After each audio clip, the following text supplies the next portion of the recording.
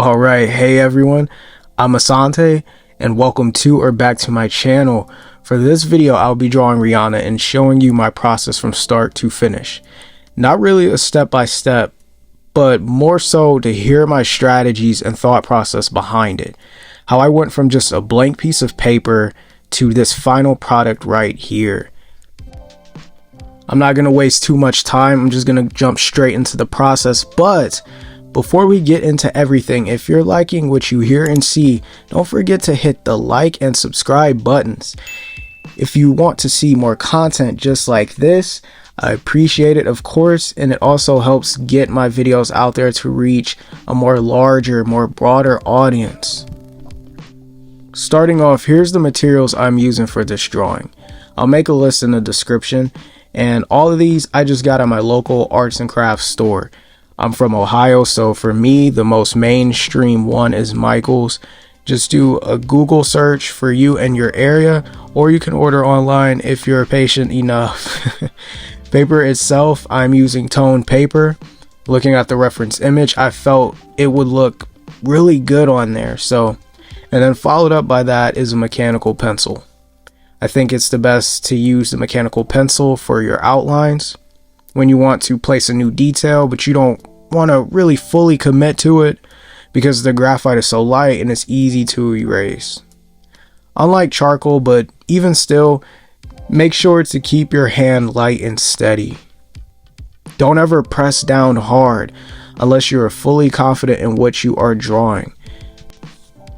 Also, I have two versions of mechanical erasers, one bigger and then one a little bit more smaller, more thinner, which are true lifesavers to get those intricate, finer details. I also have two kneaded erasers. It's more like gum, it feels like clay, and when I'm using regular erasers and I got erasing shavings, instead of me wiping it all on the paper, sometimes I'll even just use the kneaded eraser to clean it up to just make it a little bit more easier for me.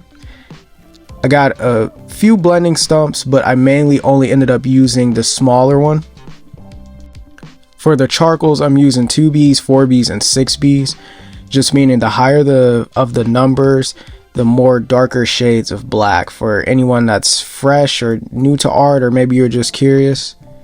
I also have sticks of compressed charcoal that I use to cover the more larger spaces. You're going to see later on when I get into the hair just how I use those. And that's just instead of using the charcoal pencils, because otherwise you would have to keep sharpening and you would also run out more quickly. So I do also make art digitally with Procreate on my iPad, and I eventually really want to get into Prisma and watercolor portraits just because I think those are so cool. But lately I've just been more on using toned paper instead of just the regular old white paper, just because the results have been like really nice. It just gives such a way more different and unique look for my art. Also, the materials, they just start to get a little bit more pricier, so what we're just doing is just working with what we got here. Everything I'm currently using is relatively inexpensive, so you can load up on them when you can. Then lastly, I'm using a ruler to lay out my grid. I personally use the grid method. I find it to be the most fastest, most accurate, and efficient way to get more work done, so where I'm not getting all stressed out about just outlining things. Because the true work begins once you start shading, and that already can be tough in and of itself. There's so many techniques out there to lay out your drawings, and don't think you're cheating or anything in however you set up your drawings. Everyone has different tastes, different styles, different preferences. Art is about going with the flow. This isn't a math equation we're solving here. Art should be challenging, definitely, but also it should be fun. If I'm not having fun, why am I even doing this, you know? Art is subjective in and of itself, which means how you go about making it is also subjective. I can't stress enough, you have to find what works for you. People don't take the time to get to know themselves and their life in general, but especially something like this.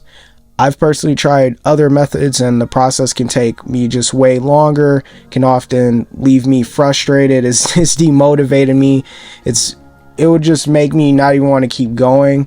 And then even for you, you know, Maybe you've been at work all day, you've been at school all day, wherever. We're more laid back and chill over here. So it's just keeping your mind open to new possibilities. For me, my goal is to capture the spirit of the individual I am drawing. What's your goal when you're going about your drawings? Have a general idea before you get started. It doesn't have to be 100% spot on for me, but you should be able to identify who the person is that I drew. And that's just automatically off rip, because everyone has different looks that makes them unique, different styles of hair, the eyes, the nose, the ears, the teeth, all that is important to capture them. If something as simple as one eye is lower than the other, it would just set me off. And if I just went in for it by, let's say, starting off with the eyes and using my darkest charcoal pencil, I don't trust myself enough yet to get it lined up accurately. I got OCD. I could be a perfectionist, man. But maybe one day I'll try a portrait in all ballpoint pen and film the experience, because that could really trip me up. Once again, that's in a way challenging yourself, right? We'll see, but so the smaller the boxes, the more details you can put.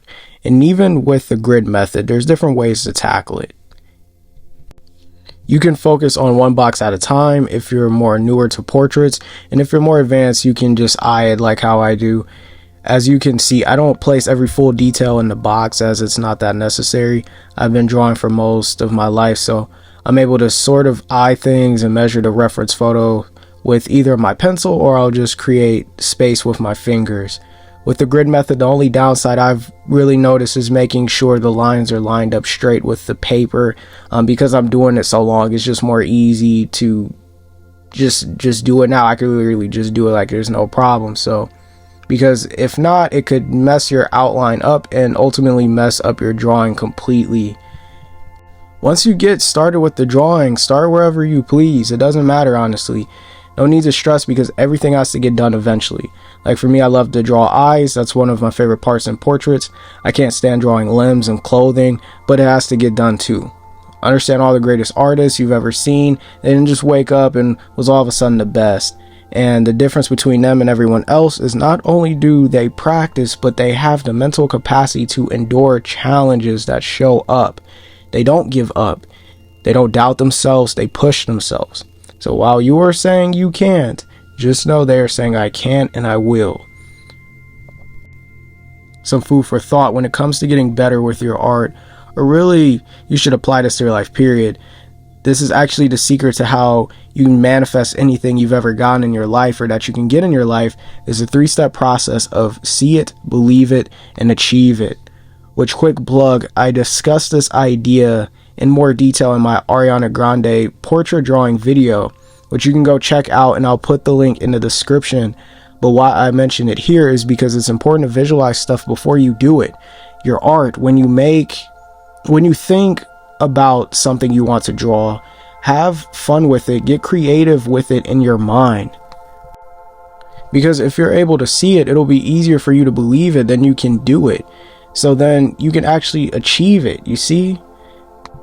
People that look at stuff and say lines like that's impossible, or they don't know how, or I'll never, blah, blah, blah, I can't. What you essentially just did to yourself was peeked inside of a room, and then you closed the door and locked yourself out of it. So now all the magic that comes with that thing is gone. So of course all your limiting beliefs will be true, because you are reinforcing them. You're giving those thoughts power. And how you open this metaphorical door back open is to learn how to think freely and independently. Allow yourself to dream.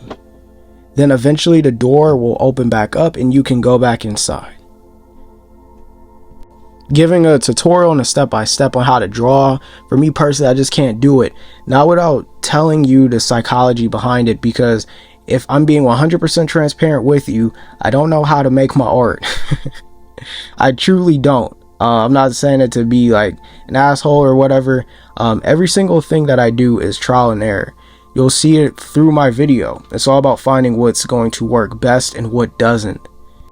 You are not going to know how to do something you've never tried before, so cut yourself slack when you try things the first time.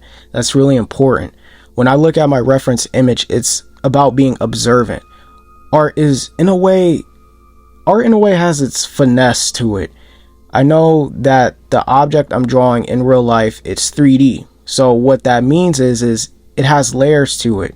You have to build layers on top of layers until you find the right balance. The more darker you build, the more 3D and realistic it'll get.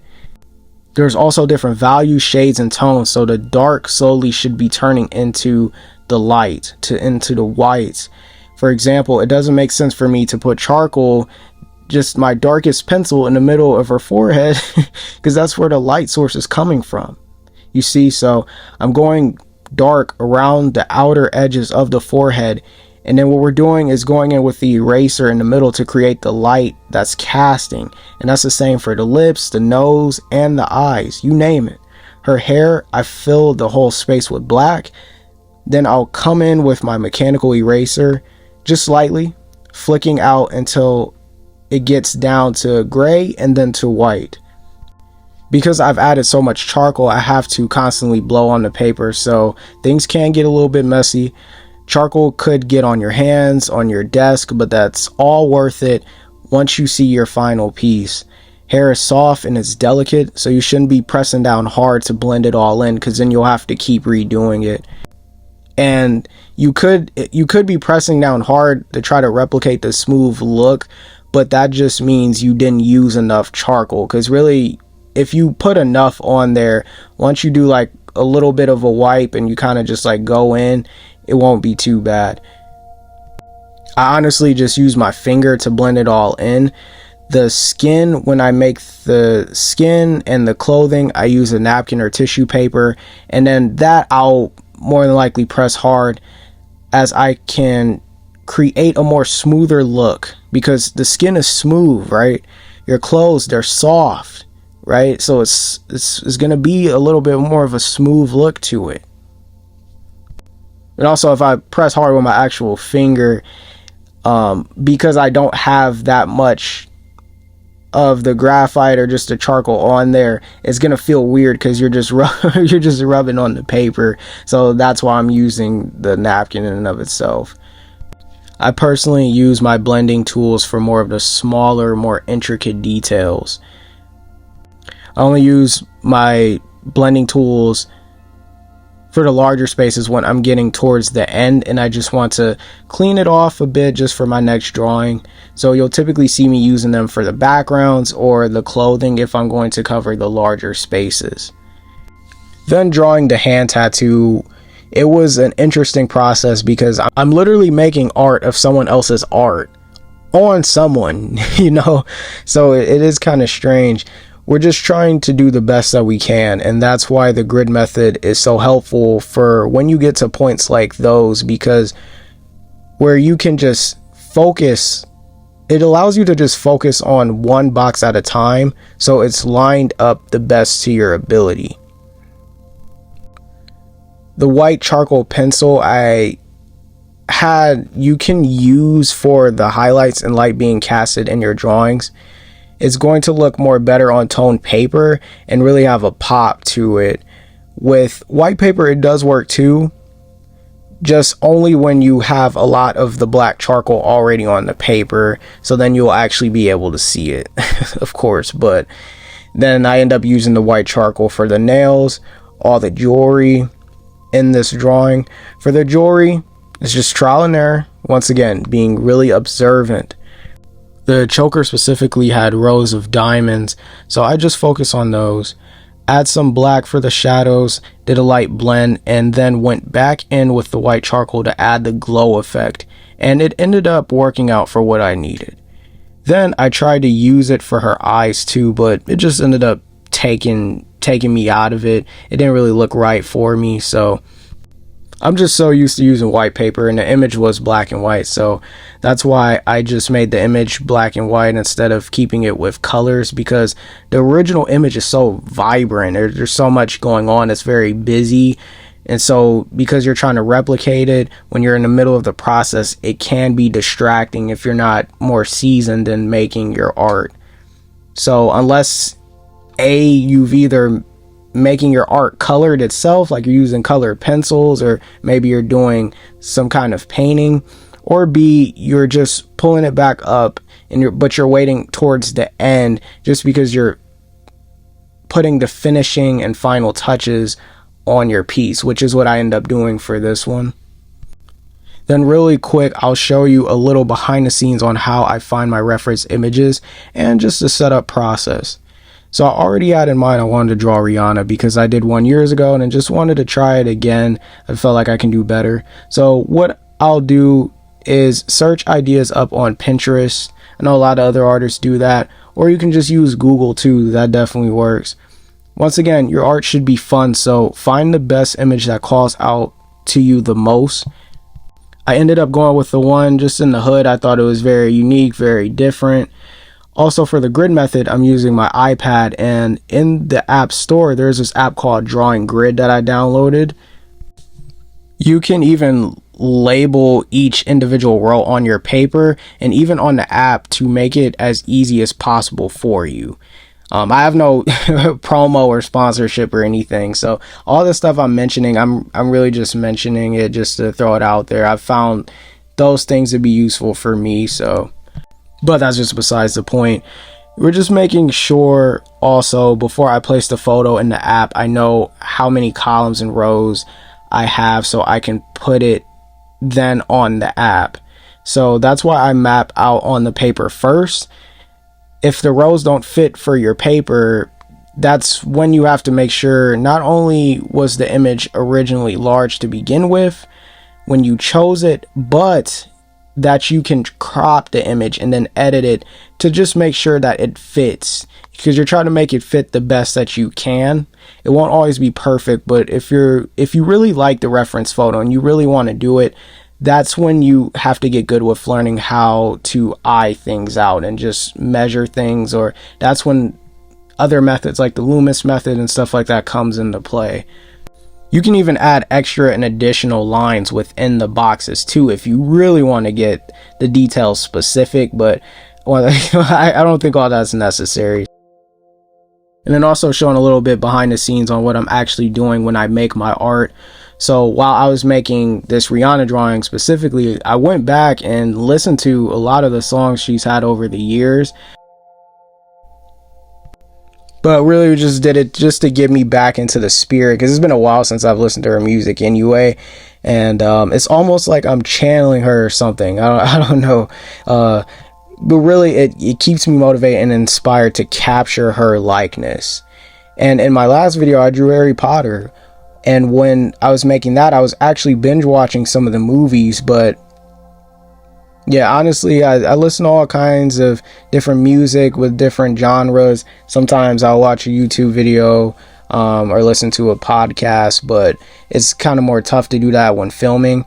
I'll make playlists on Apple Music so I don't have to keep going back into finding songs, because it just messes up the recording process.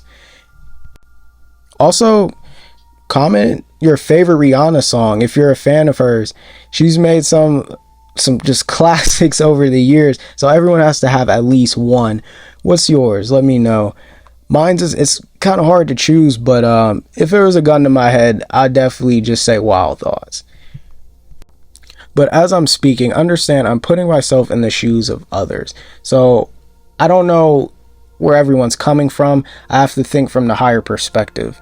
Everyone watching me isn't me, doesn't have my background or experiences in life. They could just be worried about comparing themselves. The brain will start to flood with all these ideas, because that's how I was when I got approached with anything new in life. Learning things can be overwhelming. I honestly think your art is a reflection of your mind. I've had so many awakenings, epiphanies, just lessons from life recently, that my work on things just naturally improved and has gotten better and better over time. The real theme for today, and a lesson I'm trying to convey, what I've talked about earlier, is in understanding my see it, believe it, and achieve it ideology. Now, obviously, you want to come up with affirmations that's going to work best for you, but ultimately, life is about growth and exploration. Understand me, when I'm making my art, all my insecurities, the fears, the doubts, they go away. They cannot be present. I would not be able to make my art getting in my head. I can no longer be Asante. up. No, no. See, I have to be someone else. I have to be something else. I have to put my best self forward and simply put the art that you see is me. It's me. It's my life's story. It's me taking everything I've been through and not suppressing, but expressing. And whether it's dance or theater, those actors that win the Academy Awards, art itself is expression. Learning to channel the toughest things in life into something beautiful, something amazing. That's why I made this channel more focused on therapy, because it's not focused upon enough, I don't think. And if you're someone new to all this, what I'm doing here is really telling you that the more better you get at things out there, it requires even more patience, persistence, endurance. It requires willpower. See me, I'm all about truth. I'm all about honesty. Tell me what's going to actually work and whatever, and tell me something that's going to sound good just to make me feel good, because then you'll go out and try it and then you'll feel all disappointed. So that's why I'm just going to tell you all the real, because it's going to weed out the people that actually want it or that actually enjoy it from the people that don't really care. You see, most of our hurdles in life we place in front of ourselves because of our own fears, insecurities, limiting beliefs. It's okay to start with more easier things and build your way up. The art you see me making, that's just Asante's art. But what's your art like? What you like to do? Like, I can draw something like SpongeBob, Mickey Mouse. I can do that because that has helped me to get to where I'm at currently. Our egos try to fool us into believing we can just jump straight into all the good stuff in life without the proper foundations. When you go to the gym for the first time, you wouldn't lift the heaviest weight they have. That would be foolish. You'll get injured, you'll tear or snap something. And life is momentum based. You start walking, speed walking, jogging, then running. Because sure, you can start off running, but then you would overwhelm your body. And it's the same thing mentally. Me being on YouTube, I have to really overcome fears of speaking, being on camera, being in the public eye. I'm sharing myself with the world. I can't make my videos without doing those things. I have to put all those to the side. Those things don't matter. And I feel more confident in doing it now than compared to if, let's say, it was all in high school. I want to do all this back then. But then I was just thinking about all the views, the subscribers. I was thinking about all the benefits of it. But all that for some shy and quiet kid, nah. He wouldn't have been able to put in the proper labor to handle or garner such results anyways. And see, nowadays, you probably notice everything is so fast, it's quick attention spans, fast internet, fast food, fast lifestyles. There's all these fads and trends, but understand the most valuable things in life, to truly enjoy the fruits of them, it requires the labor of them. It requires the labor of them. And I know it's like, Asante, like, come on now. Like, who really wants to hear that? But seriously, it's true. We want some of the best things out of life, but it's about becoming the person that is worthy of that so you can truly enjoy it. Because see, it's easy to take things for granted, then you end up losing it, even if you did get it. When you get to the destination without the proper journey, it can oftentimes backfire, be ramifications for it, unless you're able to learn quickly on the fly and become adaptable. The fortunate but unfortunate part about life is that you learn about life best through true direct experiences. We think we can just get thrown into the deep end and learn how to swim that way, but long term it's better a lot of times when you gradually work up to things in life. And the more older I'm getting, the more I'm understanding this lesson to life. Why in things like video games, you have to start from the ground up. We want everything now, like right now, when sometimes it's better if you allow things to flow to you properly with timing and trust. If you're meant to have something, it'll come to you. I'm 24, so I'm around the age where all my peers are still figuring themselves out. A couple of my childhood friends went off, got married, they started families. People have moved away. Some are starting careers. Some are finishing college, getting into college. Some still don't know what to even do with themselves and may never know what to do with themselves. Because everyone has different things going on for them in their life. Everyone is the main character of their own stories, and you're the main character of your own story. The instant gratification, the comparing yourself to others, there's no need, because there's different agendas, there's different backgrounds, viewpoints, different paths, perspectives. On the internet and the media, we only see one side of the person, and that's the side they put out on full display. The things they got or achieved. You don't really know the journey that led them to getting there unless they outright told you. But see, our minds, we just like to assume and create narratives in our minds. Whatever they just achieve, it could have been a hard fought battle. Maybe they truly did earn what's come to them. Little do you know, it could be a hard lesson that life is about to teach them. Who really knows? With my journey, me being able to make my videos, I don't know how to edit. I'm still learning. My videos in and of itself is art. So we're learning how to express it. I don't know how YouTube works. I'm still learning all my art techniques. I'm still learning and growing. This is all about building on top of one another. I have to have patience with myself, allow it to make sense, understand that everything in life is happening not to you but for you to get you to the next level in life. Even some of the experiences we dread, like breakups, getting fired, they suck. But in those moments is when you keep your head up the most and you keep looking forward. Stay as strong as you can. And if you need to get emotional about it, allow that for yourself too. But it's not about bottling things up. Once again, don't suppress, learn to express. Go to the gym, you make your art. Or you go hiking, go hang out with friends, you listen to music. If you gotta walk your dog, go walk your dog. Your thoughts pass by like clouds, and don't get triggered by a single thought because you'll toy with it. Showing love to yourself is what helps you heal. What heals hate is love. Hate on hate creates more hate, you see? If I think to myself, I can't, I instantly tell myself, I can, you can, not spew more hate towards myself, you see? So, but all out the way, getting back to the art, we're just going to round up everything here, making it all full circle for you. Definitely get to know yourself and your style. Find something that's going to help you be comfortable, but just uncomfortable enough that you can learn something in the process. Push beyond your limitations to get you to the next level in your life. I spray my art down using just a coat or two, and it's just depending on how much charcoal I have on the paper.